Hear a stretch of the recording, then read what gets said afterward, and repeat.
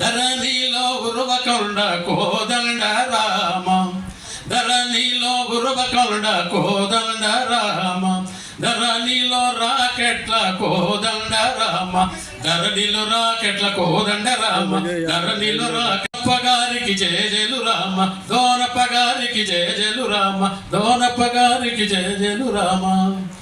గురువు గారి స్మరణ చేసుకుంటూ ఇప్పుడు ముఖ్యంగా ఈ సదస్సులో ముగ్గురు ఆచార్యవారు ఉన్నారు. ముఖ్యంగా పులికొండ సుబ్బాచార్య గారు, బసవ చెన్నప్ప గారు, ఆచార్య జయశరత్ జోస్మి గారు.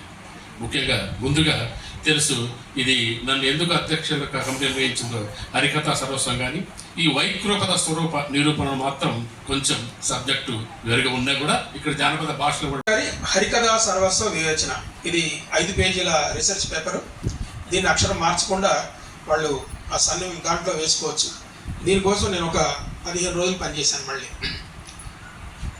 ఒక పరిశోధనకి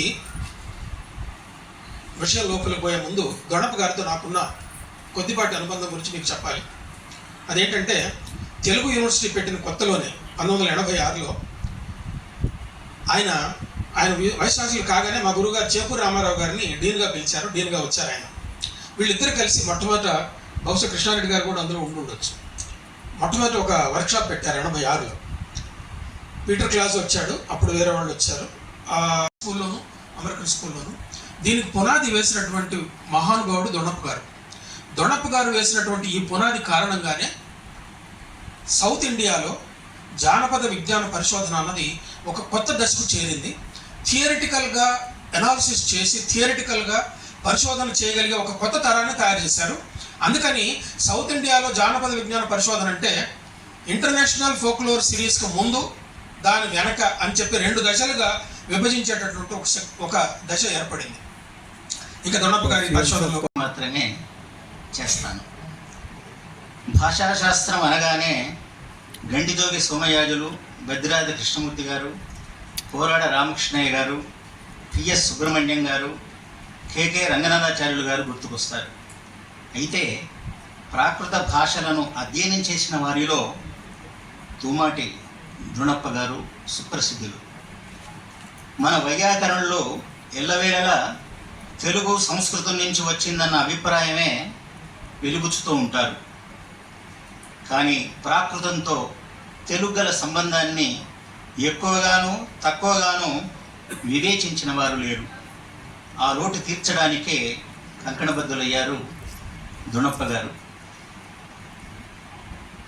ఆచార్య దొణప్ప గారి వైకృత పద స్వరూప నిరూపణం ఒక సిద్ధాంత గ్రంథం. తర్వాత లక్ష్మణ్ గారిది అవార్డు వచ్చింది. ఆ రోజు ఒకటే చెప్పాను, నా స్ఫూర్తికి, నా ఎదుగుదలకు నా తల్లిదండ్రులు, నా గురువులే. అట్లా నాకు నాకు సహాయం చేసినటువంటి, ఇది ఇలా ఉండాలి, జీవితం ఇలా ఉంటుంది, అడుగులు ఇలాగ వేయి అన్న వాళ్ళలో మొట్టమొదటి గురువు నిజంగా దొణప్ప గారు. ఆయన తర్వాత ఎంఫిల్ పిహెచ్డికి మా ఆనందరామం గారు. ముందు తల్లిదండ్రులు పక్కన పెట్టండి. ఈ రకంగా వీళ్ళ యొక్క అనుబంధాలతోనూ నా భవిష్యత్ చోట ఉద్యోగం రావడం వల్ల నేను సెంట్రల్ యూనివర్సిటీలోకి వెళ్ళిపోయాను. 5.5 సంవత్సరాలు ఇక్కడ ప్రాజెక్ట్ అసిస్టెంట్గా పనిచేశాను. నాతో పాటు పనిచేసిన వాళ్ళు చాలామంది ఉన్నారు. ఈరోజు చంద్రశేఖర్ గారు, తర్వాత ఇంకా వెంకటరమణ, ఇంకా చాలామంది ఉన్నారు నాతో పాటు. రెడ్డి శ్యామల, వీళ్ళందరూ కూడా నాతో పాటు పనిచేసి ముందు మేము జాయిన్ అయిన వాళ్ళం. ఇది ఎందుకు చెప్తున్నానంటే, దొణప్ప గారు, నేను గుంటూరులో ఆయన దగ్గరే చదువుకున్నాను. మా బ్యాచ్కి ఆయన రిజిస్ట్రార్గా ఉన్నారు. Registrar plus head of the department. ఇందాక చాలామంది గర్ల్స్ ఉన్నారని చెప్పి శంకర్ నారాయణ గారు చెప్పారు.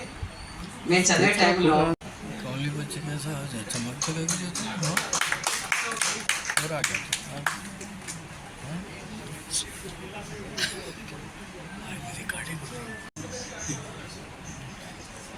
आचार्य मसान चन्नप्पा गारिकी सब्जेक्ट था इंग्लिश में साथ ही सब्जेक्ट था क्या पूछा मैं चलो